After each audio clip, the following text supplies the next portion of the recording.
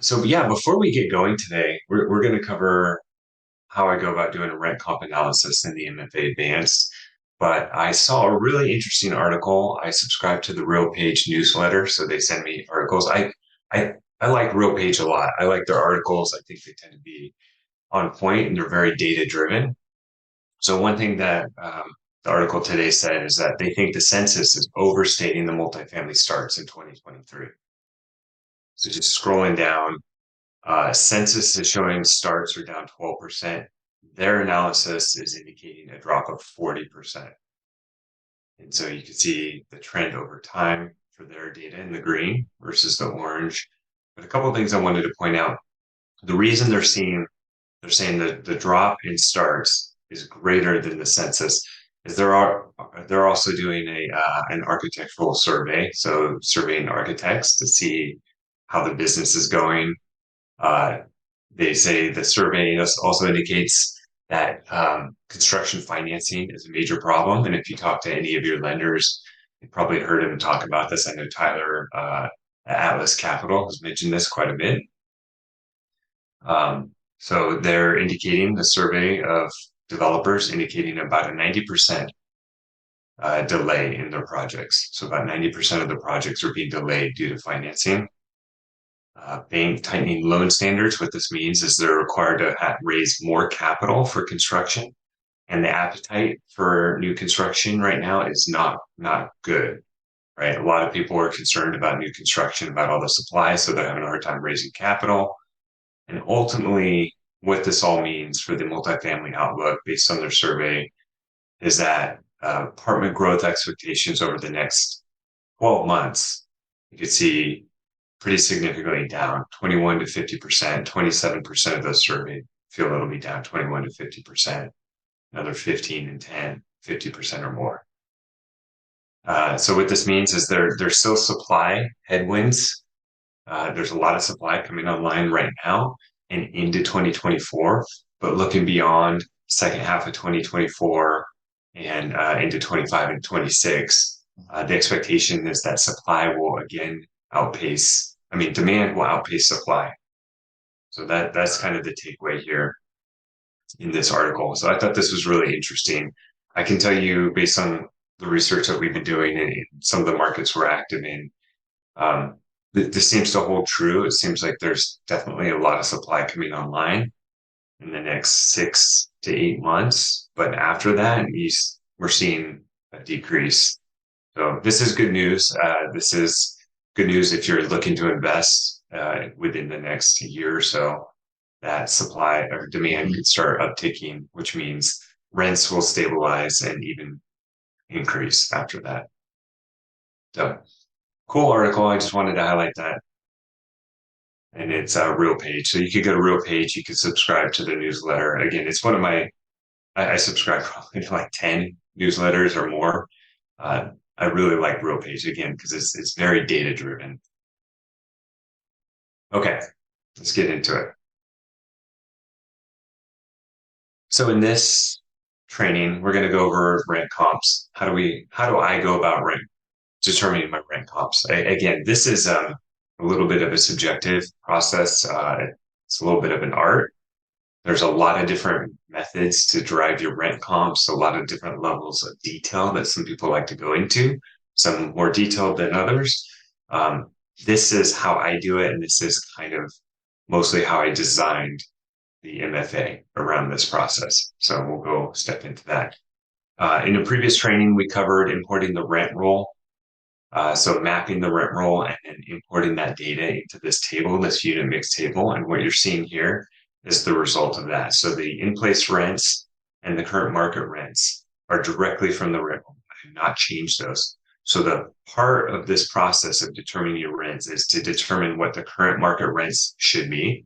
So that is saying that across all these different unit types, renovated and non-renovated, what should be the rent for those unit types today, right?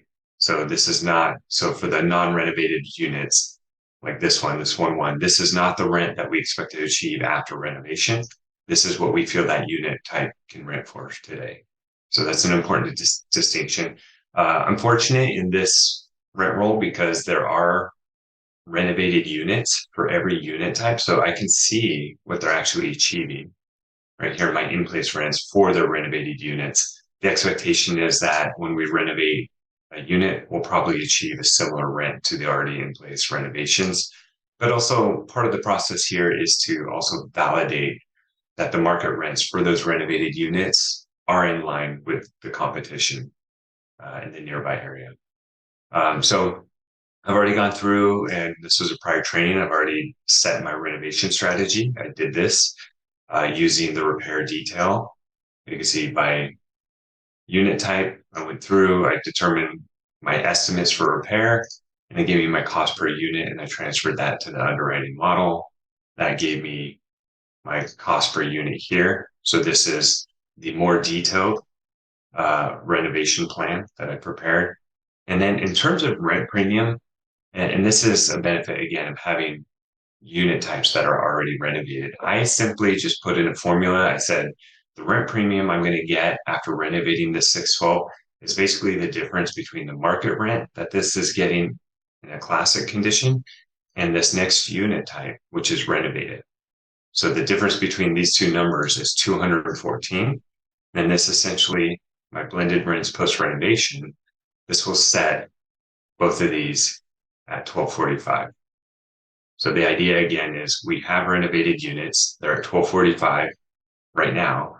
And after we renovate the classic units, we'll also be at 1245 after the renovation.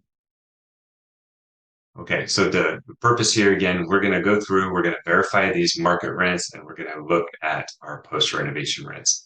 And this is all done in the rent comp tab of the model. So I'm going to go over to the rent comp. I've already completed this. I'm going to clear it out because we're going to start from scratch. And I'm going to walk you through this process. So I'll zoom in. A couple important notes about this tab is you are only inputting data here in this top section. I believe I gave 40 rows of data. Yeah, they're 40 rows. So you're going to input all your rent comps into this table. Do not ever insert rows because inserting rows will mess up the graphs, the rent comp graphs.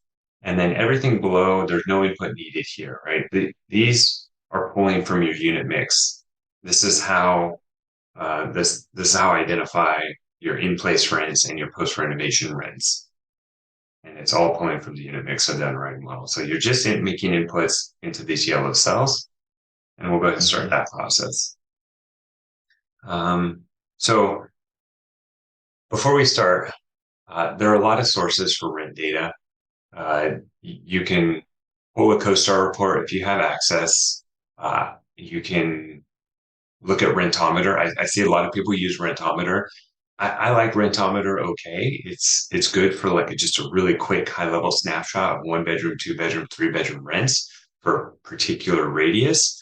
The issue I have with Rentometer is it's not cherry picking the comps that I want, right? So my goal for the rent comp analysis, I'm trying to find rent comps that are similar in age, that are similar in size, that are similar in features, right?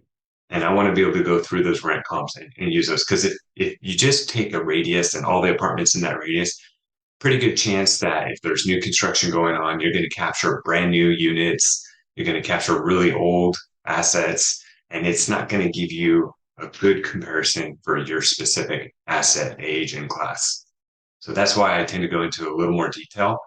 I tend to rely, you can use Zillow, you can use Rent Cafe, you can use apartments.com. I tend to rely on apartments.com, and I'll show you why. And if you really want to spend a lot of time on this and get very detailed, the best place, the source of information is the apartments themselves. The apartments that you identify as comps, best thing you could do is call them, right? Call them, ask for the rents, ask for any concessions. Very time consuming, but that's the best method.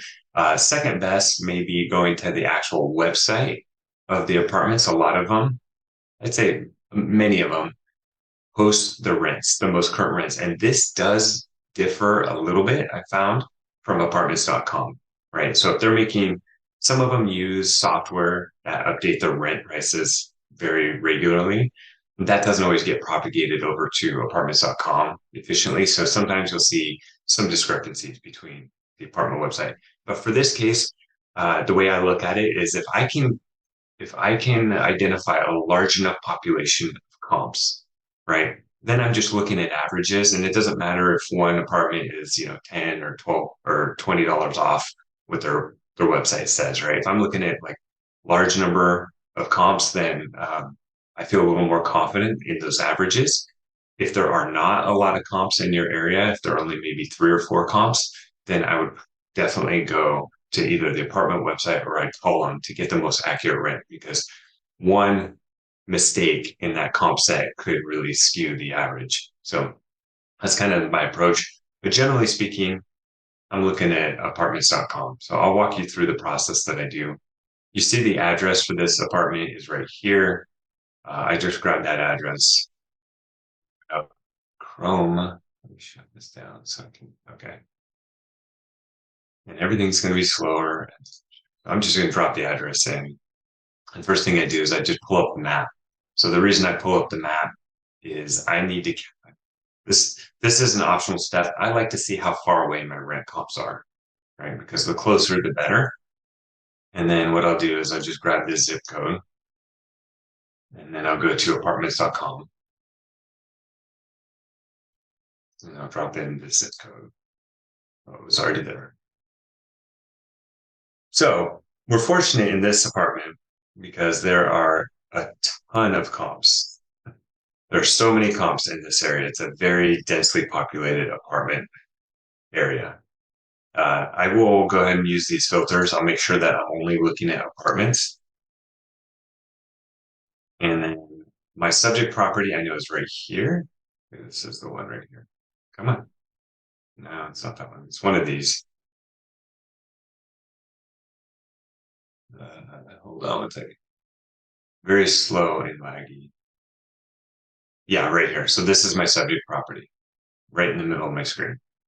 Okay, so I'm going to look for apartments that are kind of around it. Usually I don't want to go too far unless I absolutely have to. If it's a smaller town, you might have to go 4 or 5 miles away, right? But I'm fortunate here in that there are a significant number of properties that are within, let's say, a 2 mile radius.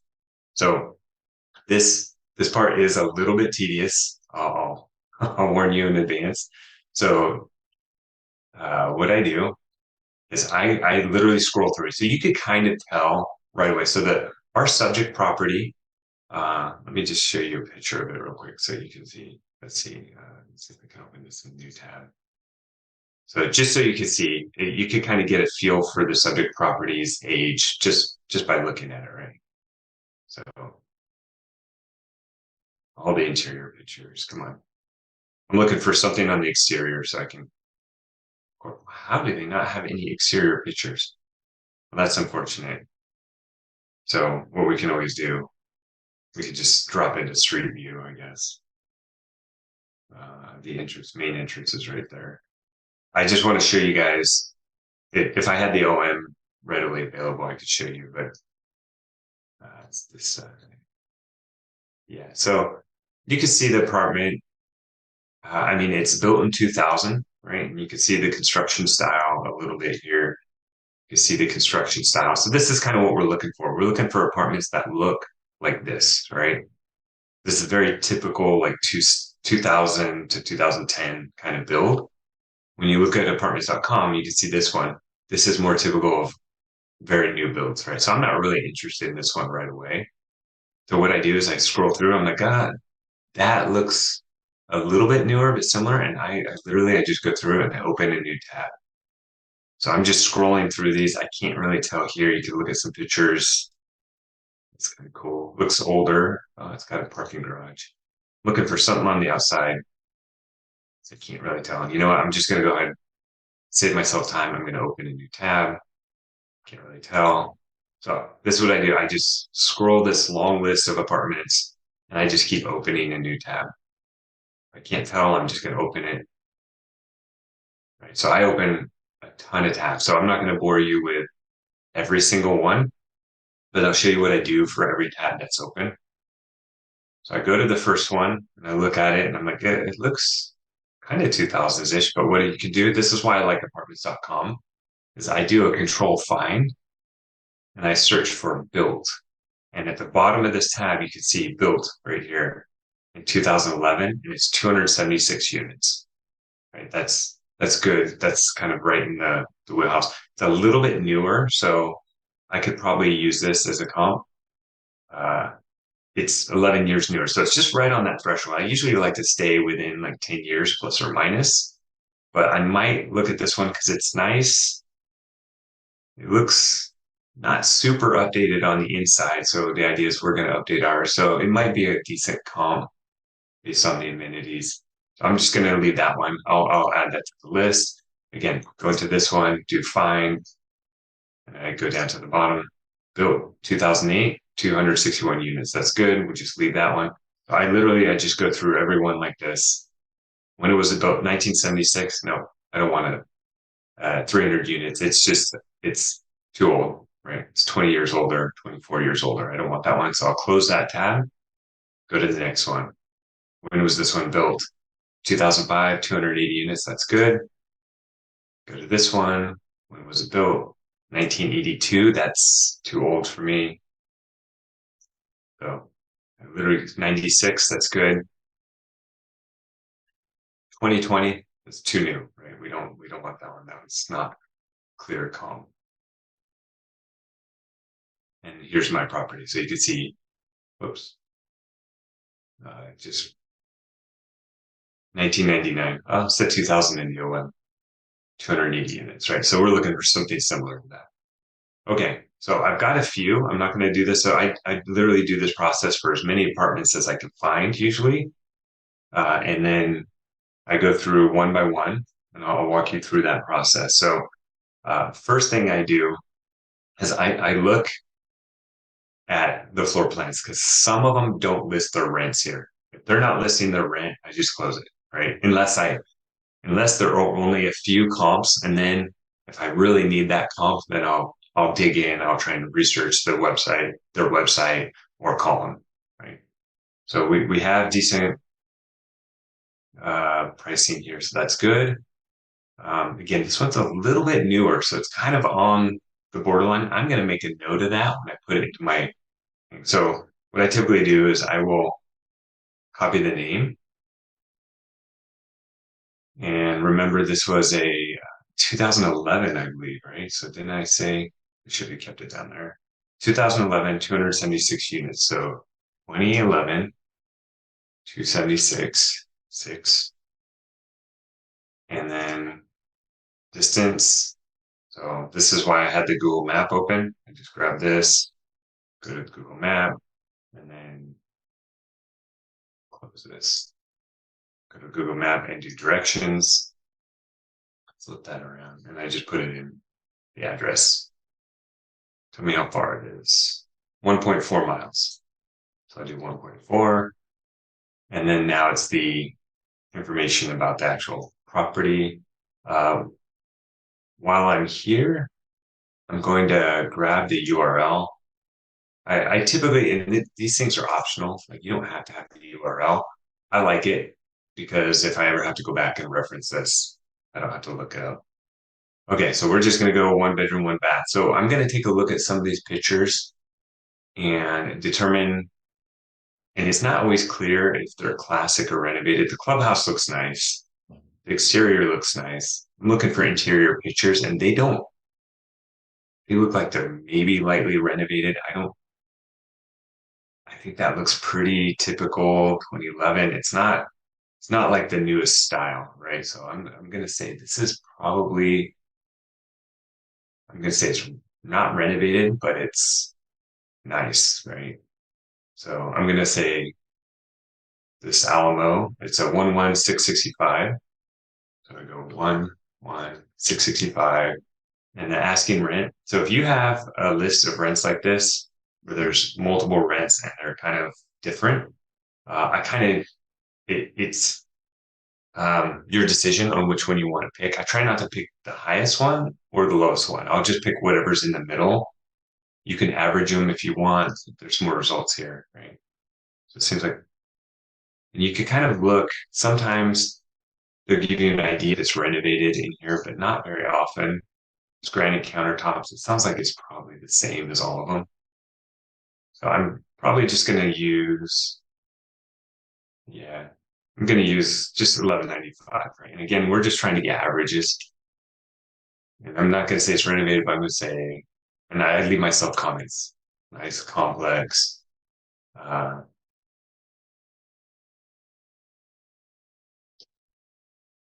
right? Just anything to help me remember it later, right? So, and then I do that for every bedroom. If it has multiple, so here's a one bedroom again, 787. So I'm trying to find one bedrooms that are similar in size. If I scroll down, I have a 612 and a 676, one bedroom. Those are my one bedroom. So I'm going to stick with 665. That's fine. I've got one. I don't want the 787, 634, 787. Okay, here's our 2-2 right here. This is 1129. I'm curious, how big is that relative to my two bedroom? Mine's 1012. Right? So it's a little bit bigger, but it's okay because when we look at a scatter plot, it'll show us where it is relative to size and rent. So, okay, so we got a 2-2 of 1029. So I'm just starting here, 2-2, 1029. And then we're going to go with, let's go 1349. That's the middle. And that's it. That's all I put in for the 2-2. And then I don't have a three bedroom unit. Oh, I do. 1223. Let's see if they have a three bedroom unit. Uh, two bedroom, no three bedroom unit. So I'm going to call that good. And then the way this table works, in order for the data to be complete, it is a little bit repetitive. These fields for name, year built, distance, those should be copied down. So the easy way to do that is just copy and paste special values. Paste special values. And so we have our first column done. So I will do this process for every one of the tabs for the apartments that we've saved. Okay. Yeah, And so just for this, oh, go ahead. Question? so the units, I see you put 276. So that unit cell is not referencing the 1-1 so No. much so as just the property as a whole. Yeah, excellent clarification. Yeah, so these are property specific. All these fields on the left, sorry, not including the type, but these fields that you input are property specific. Very good question. Everything else is specific to the unit type. Yeah. So I'm going to save you guys the boredom of doing this. So typically, if I'm doing a very detailed rent comp, I will spend 20 minutes or so going through this step. And I've gotten pretty fast at it, right? I'm just toggling back and forth, putting in the data. I do have a developer that built my add-in. He's looking at ways we can automate this, right? So like scraping the data from apartments.com and then being able to have this filled out based on a radius. But he's sizing that project for me. So we'll see how that goes. No promises yet. So, um, okay, so I'm going to save us the time because I have already done this process. And then I'll walk you through how we adjust our rents. So there's those. I'm going to go ahead and put these in. So you can see the completed rent comp. And then I'm going to go ahead and fill out my. So again, we'll take a look at this in a second. Okay, so this is how I do it. I filled out all these properties. You can see the distance, everything's filled out I'm reasonably confident that the units are renovated. I mark that as a yes. This is important. It's optional, but I think it's important because I want to see in my graphs the difference between a classic unit and a renovated unit because I'm trying to set both of those rents for my subject property. And then all my comments, you can see very simple comments, right? I just want to say, and then I don't know if I identified it here. What I will try to do when I'm going through this process, I'll try to identify the belle of the ball, right? Like the one comp that is very similar, but they went for the high end, right? They really went for it on the renovations or something like that. And what that does is it helps me to set that top bar. Like I know that we are not going to compete at that level. That's not our business plan, right? We're not going for the very top of the market. So I want to make sure that when I do my rent analysis that I'm not exceeding that one. So I will typically do that. I will turn it green or some color, or I'll mark it here just so I know. All right. So now that I have all the rent comps done, what I want to do now is I want to evaluate the rents that are in the unit mix, right? So my market rents and then my post renovation rents versus this competitive set. And so we'll take a look at the one bedroom by clicking on this link here. And I'll zoom in a little bit. Okay. So what this is showing me, we've got three graphs, right? I'm liking the scatter plot a lot lately, but we'll walk through them all. So the one bedroom rent comp, this is a straight comparison. It's taking a look at the rent for each of these units. The average line is the average of only the competitive units. It does not include the rents for your property. So we're comparing against a proper average. The brown lines here, these are the classic units at the property. And then the light green line, this is the in-place renovation. So if you have any units that are already renovated, it shows it in the light green, and then your renovation plan is shown in dark green, right? So we're setting them equal. There may be cases where, hey, your renovation plan, you're going to go above and beyond, and the rents you plan to receive are going to be above and beyond, right? You're in place.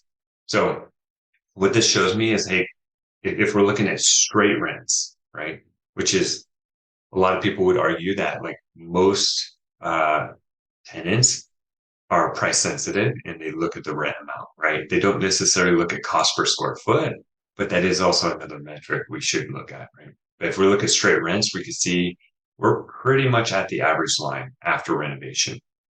I think maybe there's some room here. So if you notice the labels, anything that has an R in it is what we designated as being renovated in our table.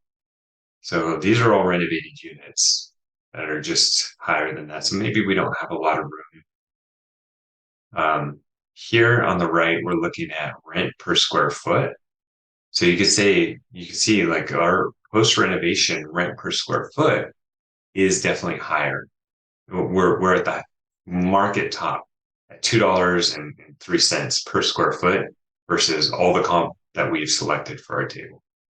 So this is kind of a watch. I'm like, I might back off the rent a little bit. I don't think even on a rent per square foot basis, probably not going to be at the top.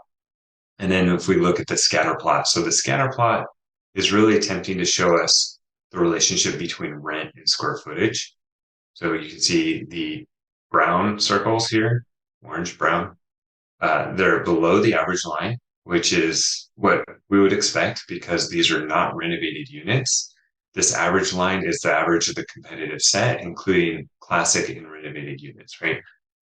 And then our green line is above, and to me, this kind of confirms this rent per square foot, right? We're way above on this lower end unit. So we're pricing it similar to these larger units that are 100 square feet bigger. That's probably a problem. And the way you adjust that is say, okay, well, I'm not comfortable, right, with those rents. Like I think we're pushing it. I think we're definitely pushing it on the rents. Let's go back to the underwriting model and focus strictly on this guy here. Let's focus on our one bedrooms, right? So we have 1031. So our post renovation rent here, 1245. That's what's driving that number. So this number right here, where's my rent? Actually, I could just click on the link, right? This number is this unit type right here. You see how this one is really high. So it's the smallest one bedroom and our rent is very high. So I think I need to adjust that. I'm going to adjust it here and I'm going to say, you know what, I think 1175 is more in line. You can see our in-place rent right now is 1116. So yeah, maybe $60 above our in-place. I can look at the rent trends right here. So this is pulling from the rent roll tab. I can see at least 30 plus days ago, we had one lease signed at 1165. So they are starting to get higher rents. So I think 1175 feels pretty good. And we'll go ahead and leave that one as is. I'm not going to change the classic unit. This one, I feel if you look at the rents that we're getting on this 767 units, that the rent roll saying it's a market rent of 1071. I'm looking at the lease trade outs. They're in the low thousands, right? Maybe we should back that off just a little bit, like maybe 1050 should be a good number. And then I'm going to focus on this one bedroom. So 1283, looking at the rent comp again. 1283, I mean, it's definitely higher than these other rent comps right here, right? So I'm higher. I'm still higher on price per square foot, and I'm pretty much at the top, let's say third of the comp on total rent for one bedroom. So let's go back and say, well, maybe I'll just back that off a little bit. We're not seeing the rents and the lease trends, so we're gonna go just 1250. Right. And by adjusting this one, this renovated unit, I'm really adjusting both the classic unit that will be renovated, and I'm adjusting the renovated unit because I have this formula in here that's taking the difference between the market rent of the classic unit and the renovated unit. And again, this works because we have renovated units in our rent roll, in our unit types. So let me go back here. Let's take a look. Okay, so this graph looks better to me right here, right? We're right at average, and this is very subjective, and there's an art to this, right? It's like how confident are you in your ability to push and receive those rents? In this market for this asset, we saw that there's a ton of competition, right? If you're in a market where there's only a few apartments and demand is strong, you might have a better ability to push rents. But in this market, I did not feel comfortable knowing that we can push rents to top of market because the competition is fierce in this market. So I don't think we're going to be a standout necessarily. So I want to be conservative with my rents. And you can see here in the scatter plot, this is good, right? We're right along the average line for our renovated. You can see we're kind of in the stack for the larger one bedroom. There are much bigger one bedrooms, but we're kind of like on this trend. So I feel good about the one bedroom. I'm going to set it at that. Now, when you finish your underwriting, you can always come back and tweak and say, well, you know what? I think we talked to the property manager. They feel really confident they could get an extra $20 per unit on this one bedroom. So I'm going to make little adjustments, right? But this is like the first pass of my rent comp, right? So basically, I do the same thing. I'll look at the two bedroom. You can see, wow, we're at the top of the rents for the two bedroom. That's probably not good. Yeah, that's definitely not good.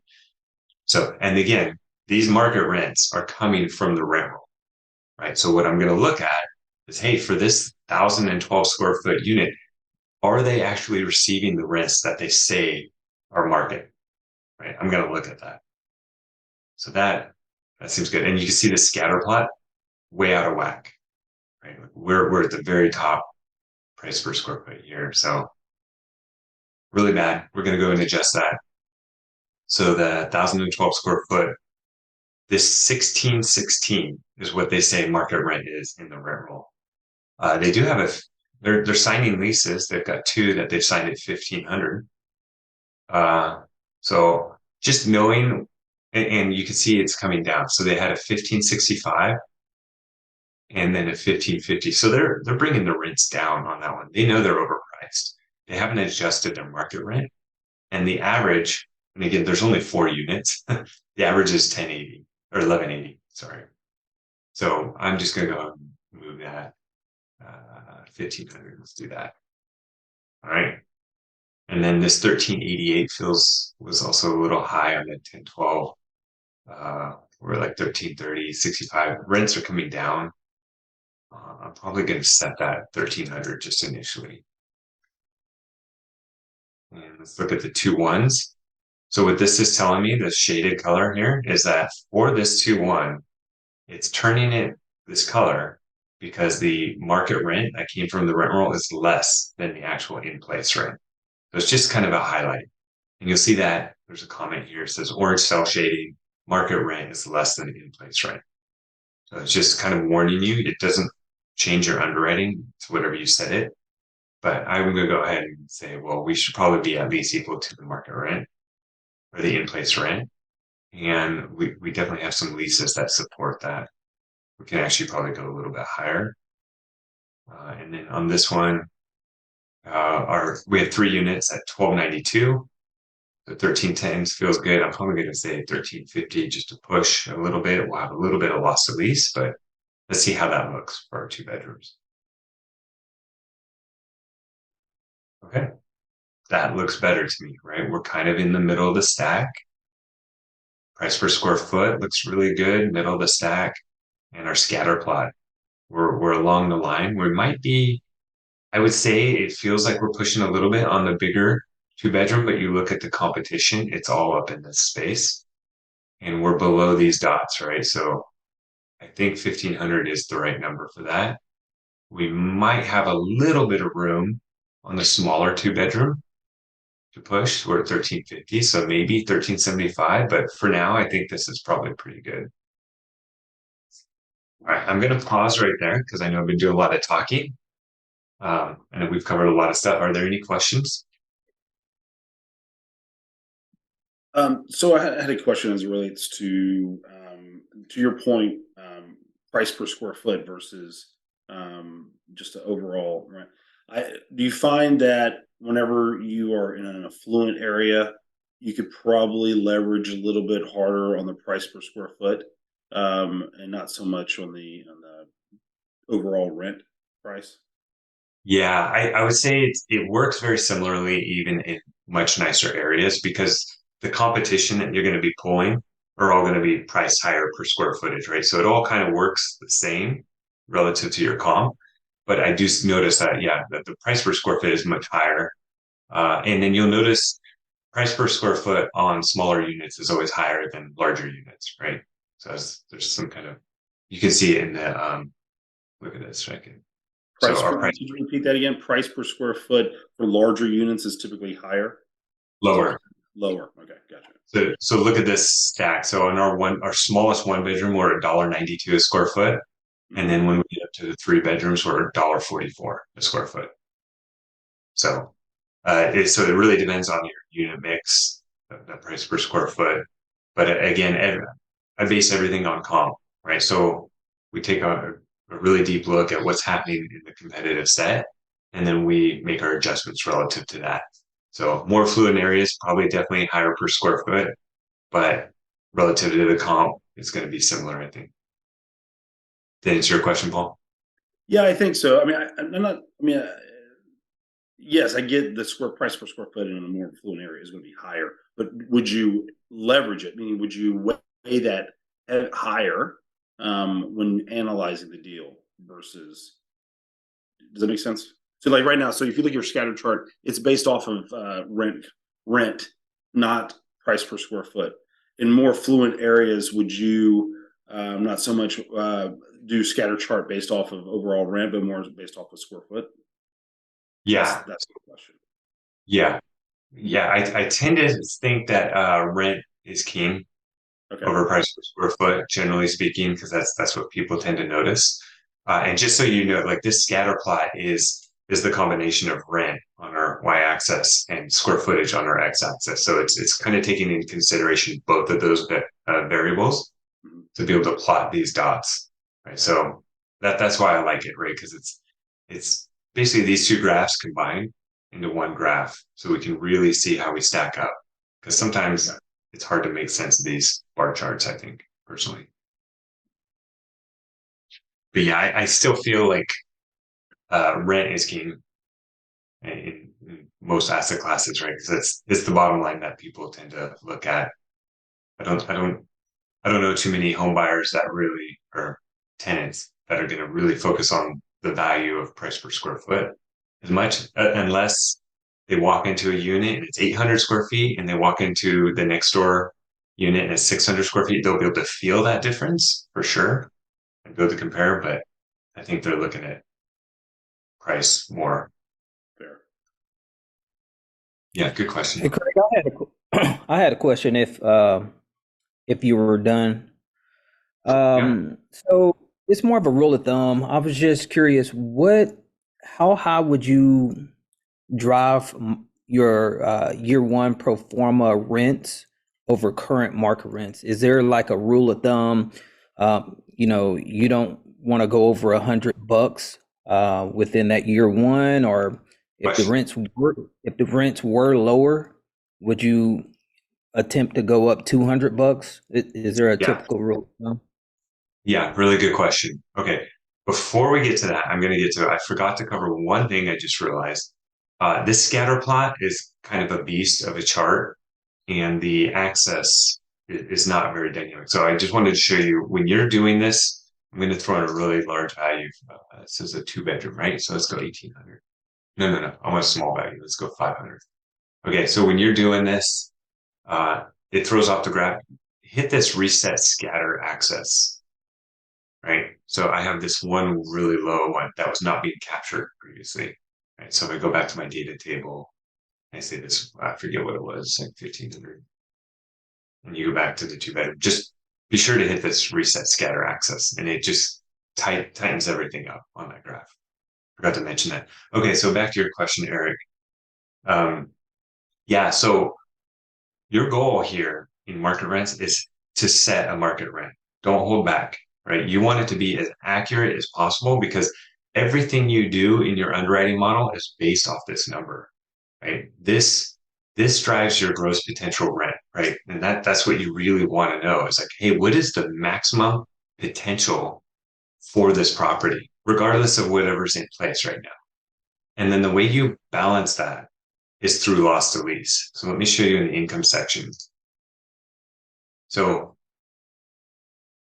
two things. So this is, let's say this is, actually, I'm going to change it. This should probably be like 1850, just so we get a cleaner number here. Let's see, 1600. Okay. So in this table, I have in-place rents, and these rents don't do anything in your model. They're strictly for reference. So they're entirely optional. I love having them because it shows your business plan. It shows your business plan from where you rents currently are at the property to where you think they should be. And the difference between those two numbers is your loss to lease, right? So if rents are really, really low at the property and you think they should be significantly higher, like $200 per unit higher for current market rent, you're going to see that reflected in your loss to lease number. Let me zoom in so you can see this better. This loss to lease right now is $121,000, and it's about 3% of the gross potential rent, right? So like if we had, let's say 800, let me pick some of the bigger units. Like I'm just going to put in fake data so we can just see the example. Now I'm going to do 750. We're going to do 800, and we're going to do, let's do 1200. There you go. This is a good example, right? So we're saying right here that, hey, the rent they're receiving is well, I don't want to use that one. For 62 units, we're receiving $700 as our in-place rent. We really believe those 62 units should be at 1050. That's a very large loss to lease gap.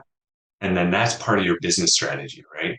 So your business strategy is not only to renovate units, but also to close that gap in loss to lease. And this number down here, this $1.15 million, that's 29% of your GPR. That's your loss to lease number based on your rent analysis.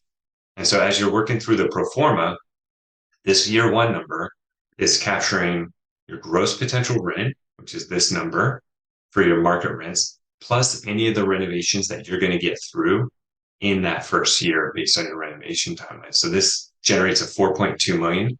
Now, you know that you're not renovating all the units you can. It's going to be, in this case, it's a 3-year example.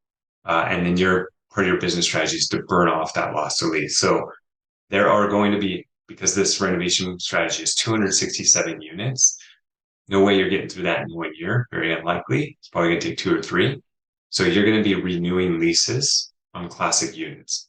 And when you renew those leases, your goal is to try and minimize that loss to lease number between your classic, your in place and your market rent. And so the way you account for that in your pro forma is right here in the loss to lease. So in this case, I had a 3% loss to lease. We know that we're at like 29% loss to lease. That's huge. That's really huge. But just to show an example, so what I would do, I set my gross potential rent, whatever market rent is, right? Well, we want to know what the absolute gross potential is. But we know that we have a loss to lease problem, and we're going to have to work through that. In this particular example, it's a very big loss to lease. So we're probably going to have like let's say 15%, right? Let's see, 15% loss to lease in year one. So I've done some work to um, try and analyze like, well, if you look at a rent roll and you know you've got the renewals coming up, right? And look at the renewal rate and assuming you could get to 90% of market rent over that renewal period, right? Which is usually about a year. Most leases are a year, right? You basically, you have a pretty decent chance of cutting your loss to lease in half in the first year. Like that's kind of a rough estimate that I use. So if your loss to lease is 29%, we're going to be able to cut that in half. And if you want to be a little bit more conservative, you can say, well, we're going to be a little less than half of that loss to lease number in year one.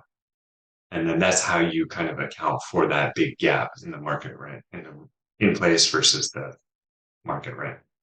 So Craig, that So 29% doesn't drop down into the T3 section no, as you update it? Okay. no, exactly. Yeah. So this T3 is strictly from the T12 mapping, right? So in this case, it's 7.8%. But yeah, so that's what I tend to triangulate between what I see in the T3 and then what I see in this unit mix because I tend to lean a little bit more on this because I'm making adjustments to the market rents most often. And then that is what dictates my loss to lease between what's in place and market rent. So the T3 loss to lease is based on whatever the current property manager says market rent should be and the delta between on what they're receiving. So I tend to take a look, right? So we're 7.8 in our analysis. I think we're like 3 or 4.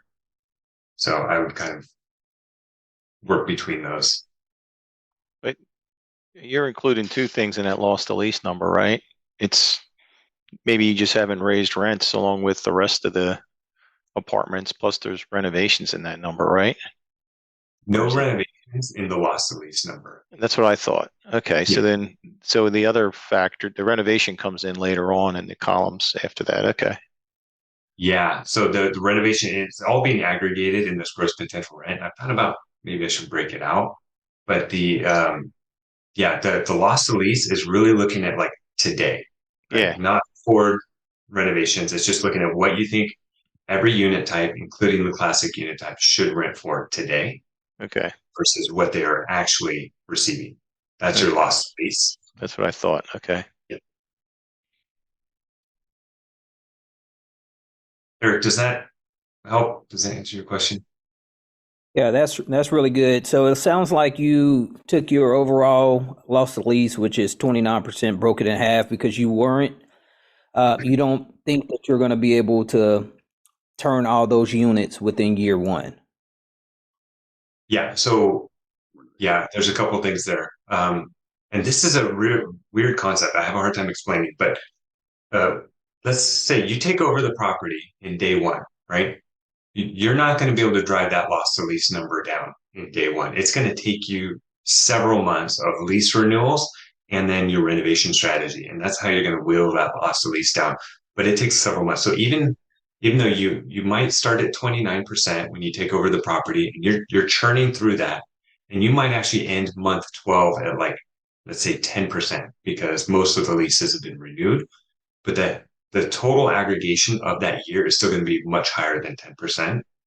And so I've done that kind of math, and it typically is about half, give or take. It depends on when all the leases renew, right? Where you at in the lease cycle.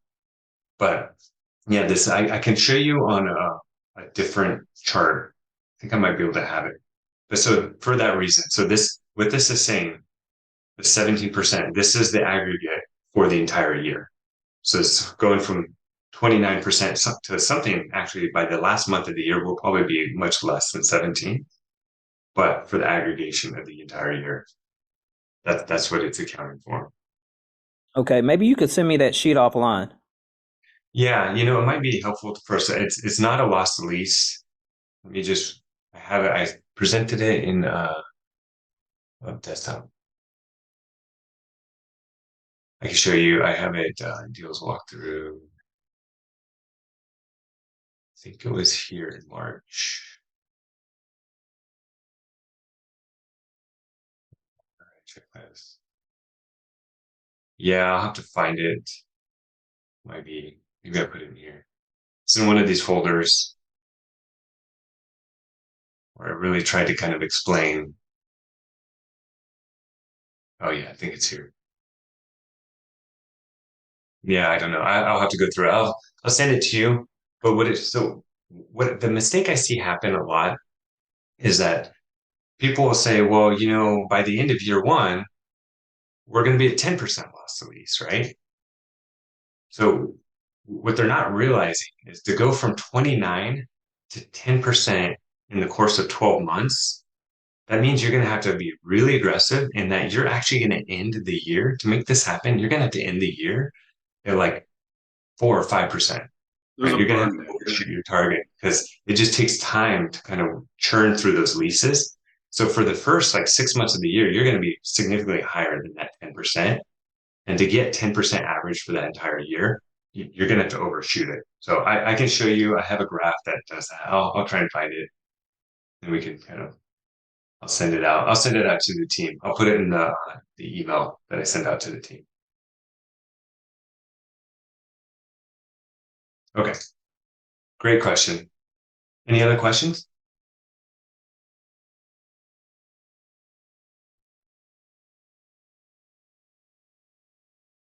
Okay. I think I found kind of the explanation of this. So this is kind of in reverse, but this is also showing.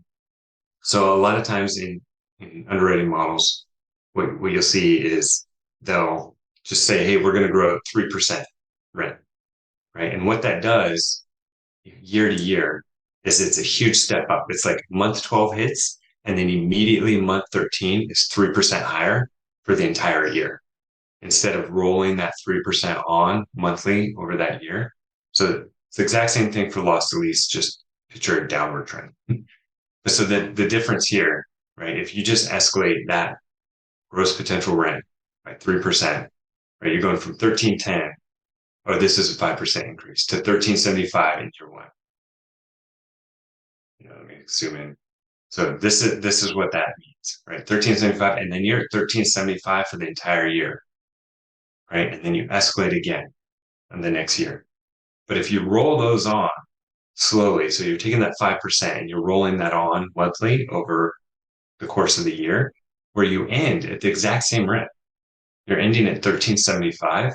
The difference between those two numbers is about 2.2% in your GPR. So it's just misstating the number. So I'll find that. I did the loss to lease analysis. It's buried somewhere. I'll find that and I'll include that as well. But it's a very similar process, right? Like if you think you're going to end the year at a number, you got to have a path to get there. That's going to look like this, but on the downward. So I'll make sure to send that out.